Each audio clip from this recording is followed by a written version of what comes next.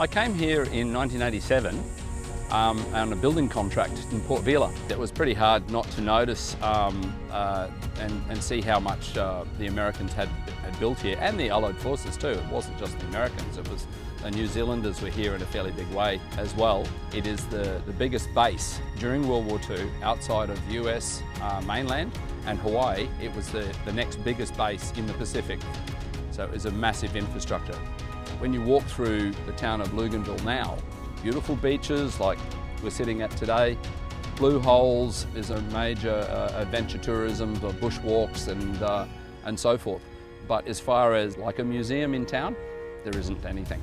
We started about 2 years ago and we got together and started the Elwood J. Hewitt Association.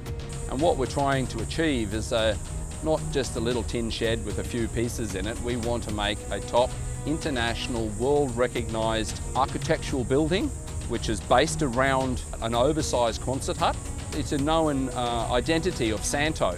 So the museum itself, the architecture of it, will be emphasising that identity and capturing it to keep it for the future. We've got John Pierce, our architect, who's come on board in a big way, designed the museum. People of Vanuatu are 100% behind us, and everybody you speak to are all excited about it.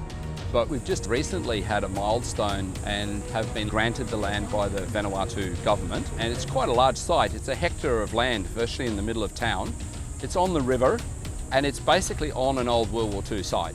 The museum is the hub where you would actually go to, and the museum is this is the museum. We're sitting in the museum. You could say effectively we will be the biggest museum in the world because of the size of our site.